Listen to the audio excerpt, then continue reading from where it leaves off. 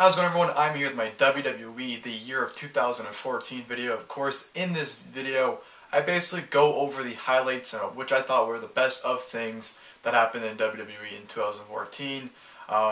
As you all know, tomorrow is New Year's, meaning 2015 is here. So 2014's come to a close, the year's finally over. And I gotta say, what a 2014 we had. Wow. I mean, the amount of things that have happened in this year were just, we had so many big moments and so many memorable things happen this year. It was, so much happened, I mean, the product may have been the greatest this year. I think, a lot of people will say the product this year wasn't that good, which, I can't really object to. I mean, I kind of agree to an extent. It just wasn't that great. The pay-per-views this year weren't that good. Just nothing really that great product-wise. I mean, we did have great matches, don't get me wrong. We'll have a great match here and there.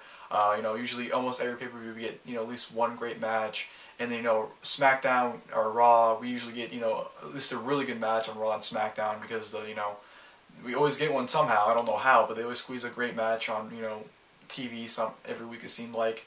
But the events that occurred in 2014 were huge. I mean, we started off, we had Batista coming back, then we had Hogan coming back, then we had the Ultimate Warrior come back, who unfortunately, passed away right after he came back. We had Daniel Bryan winning the main event at WrestleMania 30, finally achieving his long life dream of main eventing WrestleMania and winning the title. The streak ending, how much bigger can you get than the streak? The signings, WWE signed in 2014, we had Kevin Steen come in as Kevin Owens, Prince Devitt, came in as Finn Balor, and Kenta came in as Hideo Itami. So we had huge signings as well. Sting made his WWE debut in 2014. 2014 was a huge year. Just a huge year. Whether or not the product was good or not, I think 2014 will definitely be a year to remember. With all the events that occurred, it's almost impossible for not to be remembered. The Shield broke up this year. And, the youth movement, a lot of people want to joke around about the burying the WWE didn't push your talent.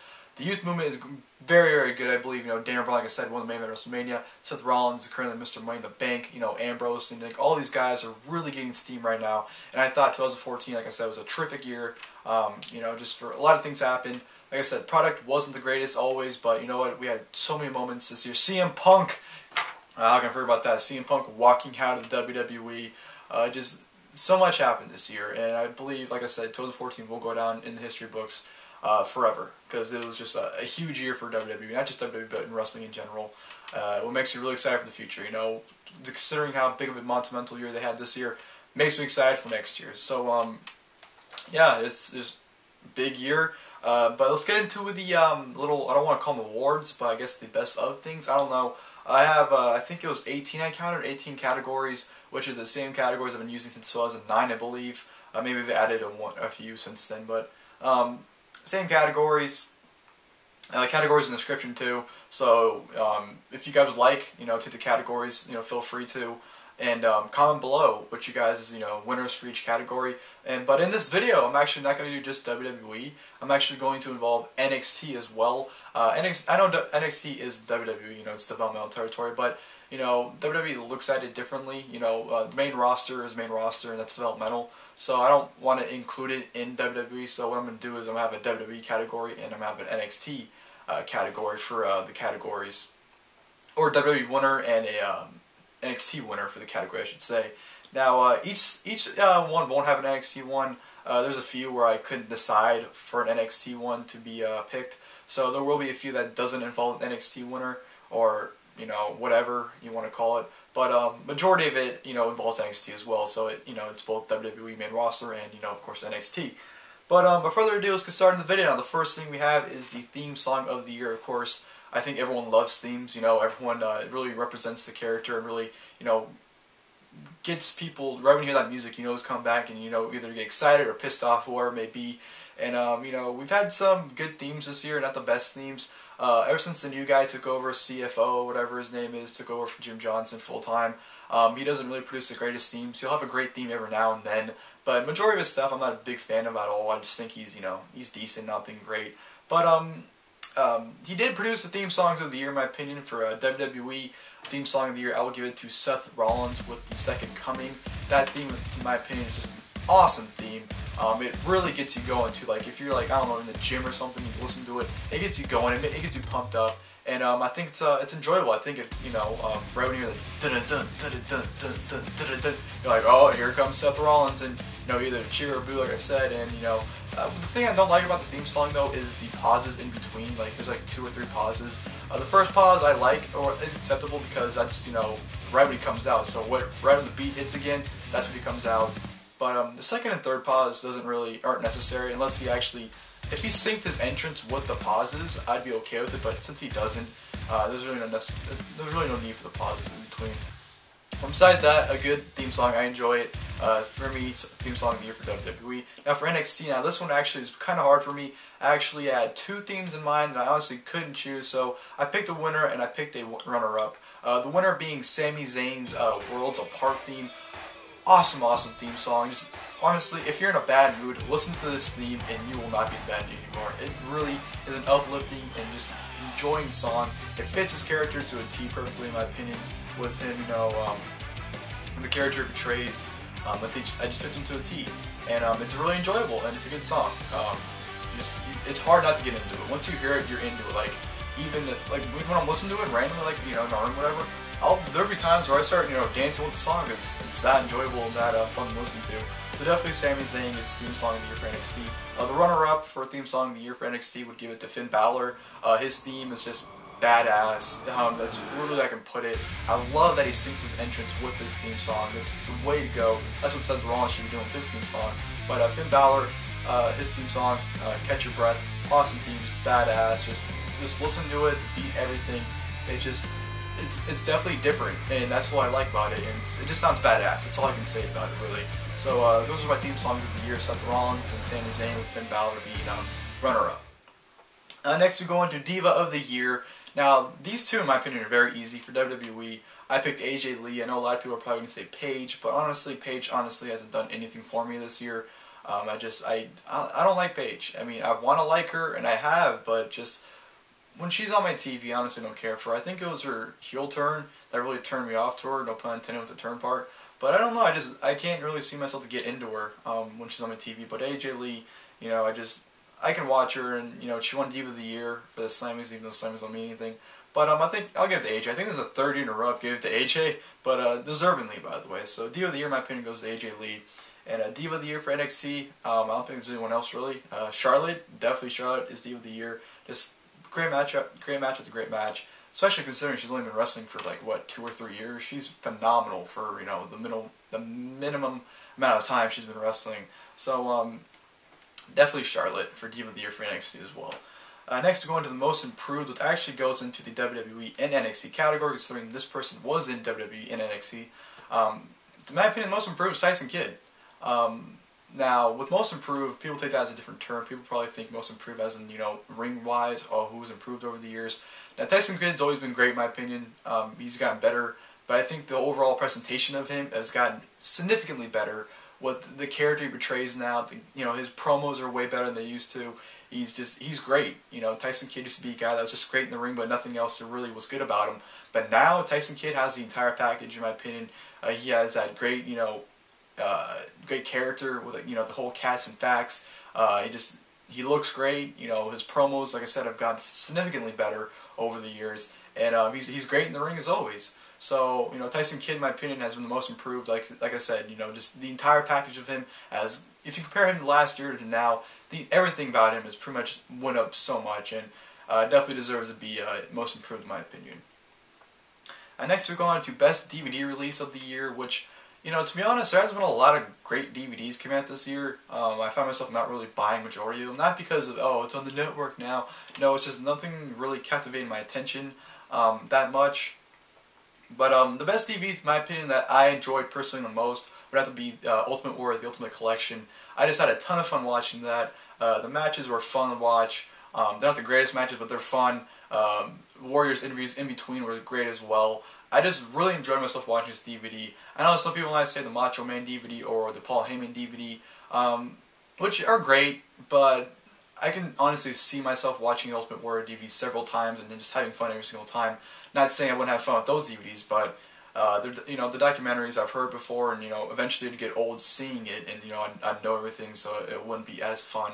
But at least with the Warrior DVD, I can just watch the matches and just have a great time watching it. So in my opinion, best DVD release goes to The Ultimate Warrior, The Ultimate Collection. Next we go to most disappointing match of the year. Now, I know this one might have a few different opinions. I think a lot of people are going to say Undertaker vs. Brock Lesnar at WrestleMania 30, which personally, me, I wasn't disappointed by it because I knew going into that match it wasn't going to be very good. So I wasn't disappointed with it. I just, I wasn't really excited for it. That's why I didn't want it to happen, because I knew it was going to be very good, and it wasn't very good.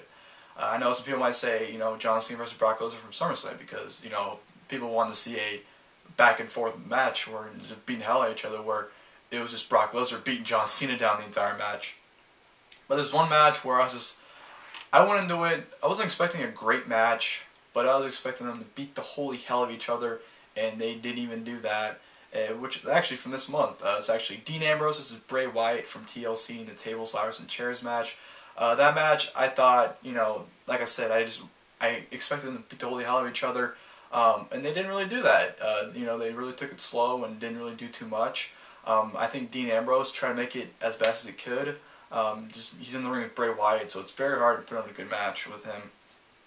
But I don't know. I was just disappointed. I didn't enjoy it. The match was whatever. I didn't think it was that good. And to be honest, that's the match on that pay-per-view itself. That was probably the match out of all the stipulation matches where they actually underutilized the stipulation the least. So I don't know. I didn't enjoy it. I was highly disappointed. Like I said, I was expecting just them to kill each other, and I didn't really get that. And the ending really made the match even worse. That horrible ending with the TV exploding. That was bad. I didn't like that at all. It's a terrible ending there. So most disappointing match, in my opinion, goes to Dean Ambrose versus Bray Wyatt from TLC. Speaking of Bray Wyatt, most overrated superstar, Bray Wyatt, without a doubt in my mind. I know there's a lot of Bray Wyatt fans out there, but honestly, what is that good about him? What has he done to really not make him overrated? Everyone always hypes him up to be this great thing. I see people call him incredible, yet he has not proven anything. I mean, look at his feuds. He starts every feud the same exact way, and he ends up losing the feud at the very end. So, and his matches aren't that good. I remember his feud with John Cena. I enjoyed it at first, but their matches just weren't good. The WrestleMania match was whatever. The Extreme Rules match was horrible. The Payback match was great, only because it basically came into a six-man match. So, he had 5 other guys that helped him. His feud with Chris Jericho, I remember everyone was marking out over saying how great it was going to be. It sucked. Their matches were even worse. His feud with Dean Ambrose recently wasn't good either. Their matches weren't that good either. So, there's nothing to be proven. He hasn't proved a thing to me. He hasn't proved why he's that good. Like I said, people always build him up to this, put him on this pedestal that he's untouchable, he's amazing, he's the next big thing, yet he's never proved it once. I dare anyone to list 3 great Bray Wyatt matches. I dare you. And his promos aren't that good either. I mean, if you actually listen to what he's saying, his promos aren't that good. Just the way he presents himself, the way he laughs, the way he says that, I think people assume they're great promos because of the way he's presented. But once you listen to him, once you actually understand what he's saying, it's not that good. And I'm not saying everything about him is horrible. He has good promos every now and then. He'll have at least a okay to good match. But he's on the pedestal people put him on, and that's why I believe he's the most overrated. And it's kind of funny because last year, in 2013, I said if WWE does with him what I think they're going to do, I know it's going to be most overrated for 2014. And I'm right, it was Bray Wyatt. Now, most overrated for 2015, I already know it's going to be. I guarantee it's going to be Roman Reigns, the most overrated for 2015. So I'm already calling it right now. So, but yeah, that's just my opinion, most overrated, Bray Wyatt. Then we go on to most underrated. Go to overrated, you gotta go to underrated. Which, in my opinion, I think I might have said this for him last year, but it pretty much applies here too. Cesaro definitely is very underrated. They seem like they're doing something with him, and then they completely just don't. They just stop doing whatever. He beat Randy Orton clean when Orton was world champion. He main evented a handful of pay-per-views. He became a Heyman guy. He won the first ever Andre the Giant Memorial Battle Royal at WrestleMania. They seem like they're doing something with him, and then they just drop. Like I said, he's had great matches. You know, Orton, he beat Orton clean on SmackDown. He had great matches with Dolph Ziggler, John Cena, you know, Bryan. Just he's had countless great matches this year. You know, Sheamus, like he has a lot of great matches. Yet they just never really they never pulled the trigger on him. They'll get him going, they'll load the gun up, but they won't pull the trigger with him. So just he's very underrated. I don't know why they don't, you know, really utilize him to his full potential. Like, I understand he's not the greatest on the mic. His character, he doesn't really have a character when you think about it, but just do something. You can put him with someone. I know they put him with Heyman, but they never explain why they took him apart. But just, he's underrated. I wish they'd do something with him. And also underrated in NXT, in my opinion, Tyler Breeze. Tyler Breeze is very good in my opinion. He doesn't get enough credit, I believe. You know, he's had great matches with Sami Zayn. You know, as part of that amazing four-way at Fatal 4-Way. He's very talented. I think that just the gimmick he portrays, people just kind of brush him off to the side because he's in the whole pretty boy thing. But once you watch him, he's actually really good. You know, not just in the ring, but you know, the character portrays is great. His promos are, you know, very good as well. So Tyler Breeze, in my opinion, is pretty not overrated, but pretty underrated. I don't think people appreciate him enough. So in my opinion, Tyler Breeze is NXT's most underrated superstar of 2014. Then we go on to Feud of the Year, which to me is not hard to pick. Definitely Dean Ambrose versus Seth Rollins. That was the one feud all year where I couldn't wait to see what they did to each other next week. Whether it was on pay-per-view, whether it was on Raw, SmackDown, each show they were on, they stole the show. They had the best segment. I love their feud. You know, when it first started, when, you know, Rollins turns back on the Shield, Ambrose went after Rollins. You know, they're part of the Money in the Bank match, which Ambrose got screwed out of. Rollins ended up winning. They had that scheduled match at Battleground, which didn't happen because Ambrose attacked him backstage, which led into SummerSlam. And then, you know, Rollins took him out, and Ambrose had his return at the next pay-per-view, which would lead into the Hell in a Cell match at Hell in a Cell. I feel like it was, I don't want to say it was perfect, but like they spread it out, you know, I don't want to say perfect, but they spread it out so well, it didn't get old. You know, like I said, they had the original scheduled pay-per-view match that never happened, then they had the scheduled pay-per-view match, Ambrose was gone the next pay-per-view, then came back, then had, you know, the blow off the next pay-per-view. And the segments were great as well. The whole segment with Dean Ambrose where he had the briefcase and the briefcase exploded in Rollins' face, or, you know, the whole segment where Ambrose was beating the dummy up. Just absolutely love this feud. Love these two guys. Definitely Feud of the Year in my opinion. I think if anything comes close, it's definitely Daniel Bryan versus Triple H, if anything. But definitely Feud of the Year, Dean Ambrose versus Seth Rollins. Then we go on to Face of the Year, which, you know, this one is kind of tricky because there's a handful of people you can choose from, in my opinion. But I think there's one guy that really stood out and really got himself over as a face in 2014, and that being Dean Ambrose. Once again, I think he's the Face of the Year. If anyone had to be second, it'd be Dolph Ziggler. Dolph Ziggler is definitely right up there with Face of the Year, in my opinion, just because he's grown so much over the last couple months. He's high up there right now. But Dean Ambrose, like I said, he's really got himself over. And the thing is, he's not really a face. Like, I mean, he does face-like things, but like he's like that guy that, you know, he doesn't care if the crowd cheers or boos him. He'll do whatever he wants, and like he's you know, the crowd's loving what he's doing.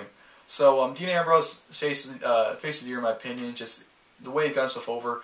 Number one, you know, selling item, you know, during Black Friday with this hoodie. So Dean Ambrose, like I said, he's great. You know, his promos are great. So I'll give him Face of the Year. And NXT Face of the Year. Is there anyone else really besides Sami Zayn? You know, Sami Zayn, in my opinion, is the face of NXT, and he's just the one guy that you honestly can't hate. Even if you tried, you honestly can't really find anything bad about him or any reason to hate the guy. So definitely Face of the Year in NXT is definitely Sami Zayn. Just like I said, he's the face of NXT in my opinion, and there's no one else really that captivated, you know, the audience and the hearts of everyone besides Sami Zayn. So Sami Zayn, Face of the Year. Then we go on to Markout Moment of the Year, which there were quite a few markout moments, but the one markout moment for me that happened that I think not just myself, but everyone was so happy to finally see was when Daniel Bryan won the WWE World Heavyweight Championship at WrestleMania 30 main event. That was just a moment that you can argue was building since the night after WrestleMania 28. Definitely since summer of last year. this has been building, and just the payoff of finally waiting after Bryan's been screwed time after time. It was so rewarding. I mean, it didn't last long, but just the moment lives forever, and you can't take that away from him. And it was just a moment, like I said, just has been building. Like I said, you can argue up to 2 years, and it finally paid off, and everyone's just so happy and so excited to see him finally get his moment. And that's just something I'll never forget either. You know, as a Daniel Bryan fan, you know, he's my favorite wrestler right now. It's a moment that I think everyone will love, and I don't think anyone will ever argue or disagree with that ever happening. So definitely, that was I almost cried. I'm not gonna lie, I almost cried on the title. So I'm getting a little emotional just thinking about it. But yeah, that's definitely markout moment of the year. And for NXT markout moment of the year, Sami Zayn winning the NXT title at TakeOver Our Evolution. I think people were just really excited and really just looking forward to Sami Zayn finally capturing the big one. And when he finally won the title, it was such a phenomenal moment. They made it such a big deal afterwards. And what made the moment even better was when Kevin Owens came out and attacked, you know, Sami Zayn. Now starting a feud between the two. Like I said in my NXT TakeOver Our Evolution review, you know, that's my favorite feud in ROH history, you know, Kevin Cena, El Generico, and I remember everyone loving that feud in 2010, and now that's being rehashed in WWE, or NXT I should say, in 2015. Man, you can't really start the year any better than that. So I'm really excited to see that happen. That added to it, you know, everyone marked out for Zayn winning, but everyone marked out even more when Owens attacked Zayn. So definitely mark out one of the year for NXT goes to Sami Zayn winning the title and Kevin Owens attacking him afterwards. Next we want to tag team of the year, which isn't very hard in my opinion. For WWE, definitely the Usos. They've definitely stepped up their game last year, and it really showed here. You know, they won the tag team titles. They were tag team champions for almost the entire year, and they put on consistently, you know, good to great matches. You know, with the Wyatt family or Golden Stardust or Miz and Mizdow. You know, any team basically does on, even Ryback's on their tag team, they actually put on a really good tag team match with them on Raw. So pretty much any tag team that was thrown with the Usos were at least able to put on a good match, if not a great match with them. So Usos definitely get tag team of the year in my opinion. And for NXT, the Ascension get tag team of the year. You know, they're tag team champions for almost the entire year as well. They pretty much took down any tag team that I put in front of them. So definitely the Ascension get tag team of the year for NXT in my opinion. Next we go on to Best on the Mic, which again, I'm going to give this one to Dean Ambrose. You know, Dean Ambrose, just him and Seth Rollins, they're going to get a lot of awards, and I know Dean Ambrose already has so far, but those two, 2014 was definitely their breakout year. They definitely came out of the shells when the Shield broke up and just became megastars, and they've really shined this year, so they definitely deserve, you know, the accolades and the awards, you know, from me or from anyone this year that have been given to them, because they definitely deserve it. They work their ass off every night. They put on great, entertaining TV. So, yeah, they pretty much deserve anything they're being awarded. But Ambrose, like I said, on the mic, his promos are great. You know, him backstage, whether it's him backstage holding the camera or, you know, him in the ring, just whenever he's on the mic, people shut up and listen. So Ambrose, I mean, you can choose other people too. You know, I don't understand people said, you know, someone like Triple H or Cena or, you know, Paul Heyman. I can understand those as well. But I think Dean Ambrose really captivated people when he was talking, and definitely, you know, just whenever he was talking, people listened. So Dean Ambrose, best on the mic, great promos. Then we go into the heel of the year, which, you know, honestly, I couldn't think of just one.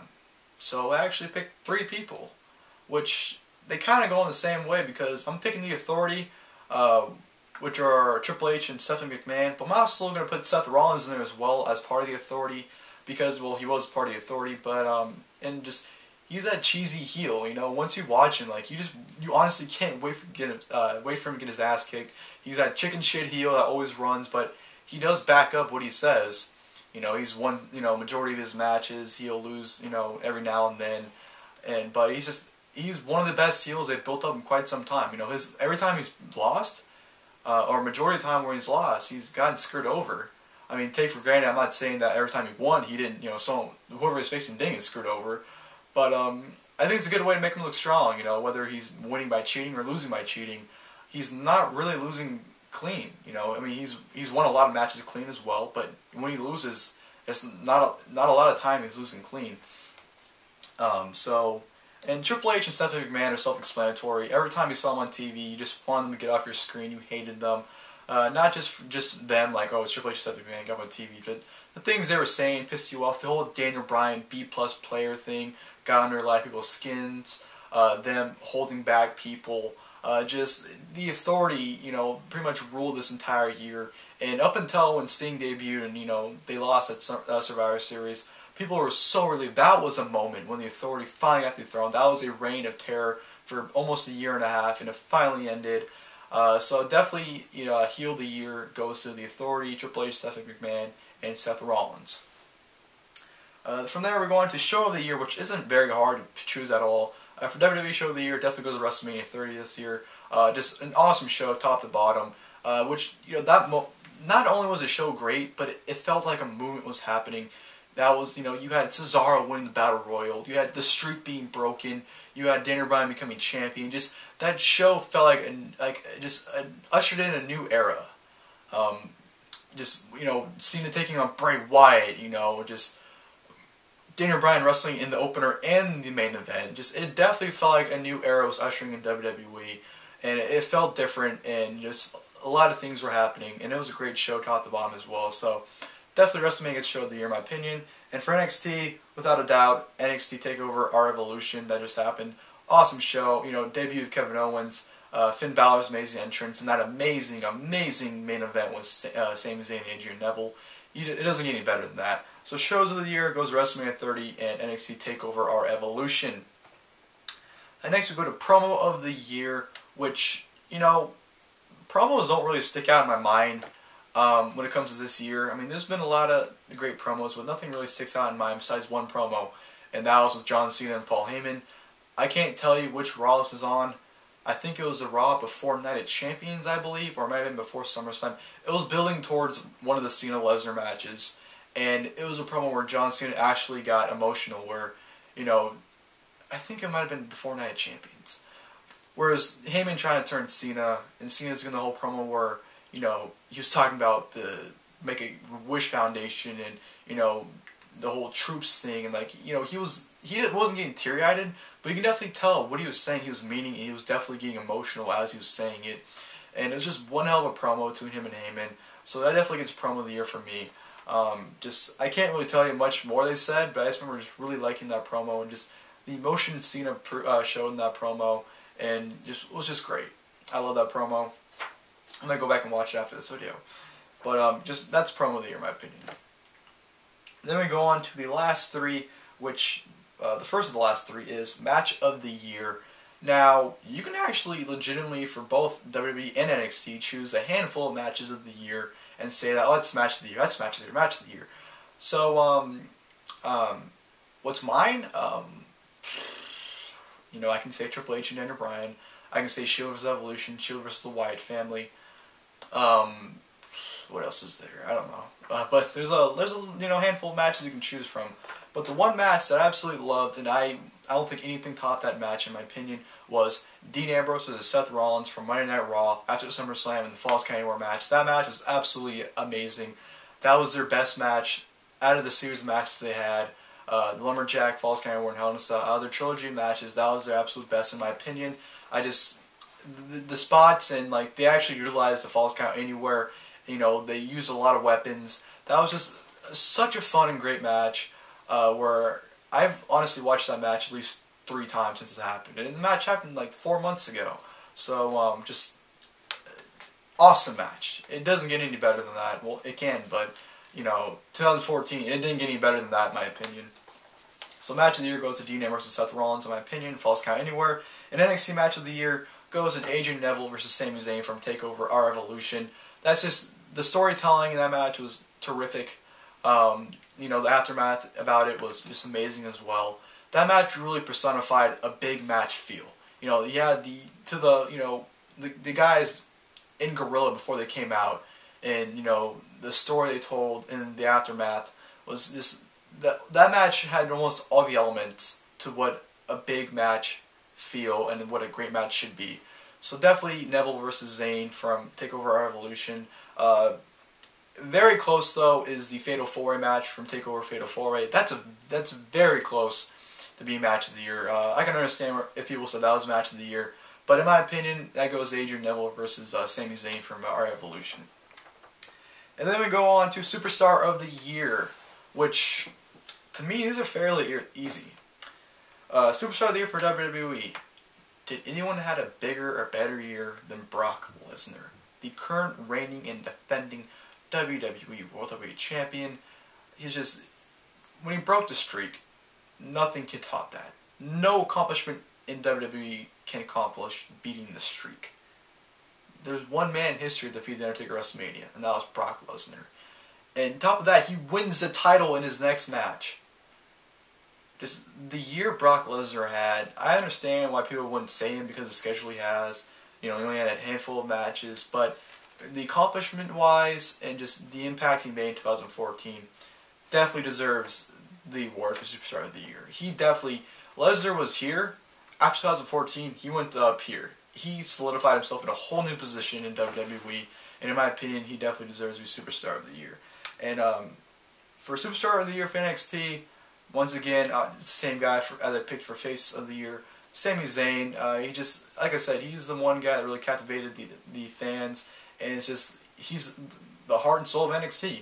So Sami Zayn definitely goes as the Superstar of the Year in my opinion, without a doubt. And then we go on to the final, no, not really an award, but prediction for 2015, which is Superstar to look out for in 2015. Now, there's honestly a handful of guys I can say for both WWE and NXT that I can tell you guys to look out for them because I think they're going to have a terrific year. I think they're going to become a big star in 2015. But in my opinion, these two stars I selected for WWE and NXT I believe will really make a statement and really solidify themselves. In WWE, I absolutely think Seth Rollins will really cement himself in 2015. I know he had a great year this year, but I think 2015 is going to be even bigger for Seth Rollins. I really think he's going to cement himself as a main event star. I think he's going to become champion with that briefcase. I do think when he cashes in, it will be successful. I think he will cash in at WrestleMania and become champion. Bold prediction right there for anyone who cares. I really think he's going to have a big, well not big, but I think he's going to have a nice long title reign. Whether it's 5 months or 12 months, I think he's going to have at least a good long run as champion. I think his matches are going to be very fun. I think he's going to have a great reign. I really think 2015 is going to solidify Seth Rollins in history. I think it's going to be an outstanding year for him, and I'm really excited to see how that year goes for him. And for NXT Superstar look out for in 2015, I was debating between two people, but I ended up with him. The original guy I had was Finn Balor. I was going to pick Finn Balor, but you know what? I think Finn Balor, he's doing his thing with Hideo Itami right now. I think he's not going to get to that main event level for NXT because by the time, I think he's going to be on the main roster sooner than later, to be perfectly honest. So that's why I didn't pick him to be a superstar to look out for in 2015 NXT. Like I said, I think sooner than later he'll be on the main roster. But a guy I see have more of a longevity term on NXT, and he's pretty much already thrown himself in the main event scene right now. Being Kevin Owens. I think Kevin Owens is going to have an outstanding 2015. He's already started his feud with Sami Zayn for the title. I think he's just really going to be, I think he's going to be NXT's top heel because NXT really doesn't even have a top heel. So I think Kevin seems really going to cement himself as a top heel. Maybe even become NXT champion next year. Who knows? That's up in the air right now, but he's already contending for it, it seems like, and he's, really putting himself in that main event slot. And I think for NXT 2015, Kevin Owens, is really going to have a big impact on NXT. So I think Kevin Owens, I almost said Kevin Steen again. Kevin Owens is going to have a big, impactful year for 2015 at NXT. So ladies and gentlemen, that'll do it for this video. I hope for those who actually watched the entire video, I know this is a long video, I didn't intend for it to be this long, but just had a lot to say.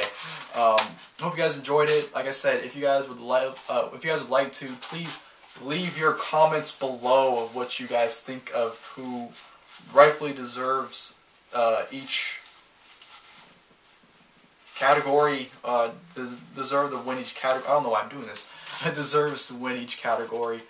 These are just my opinions, so leave your guys' opinions on each category below, who you think was, Superstar of the Year, Match of the Year, etc. So, yeah, that's it. that's it for 2014, guys. I'll see you guys in 2015. Hopefully it's a great year for not only wrestling, but hopefully for my channel. Hopefully I can produce, great videos for you guys. But until next year, I'll see you guys then. 2015. I'm coming for you. I missed. Oh well. Later.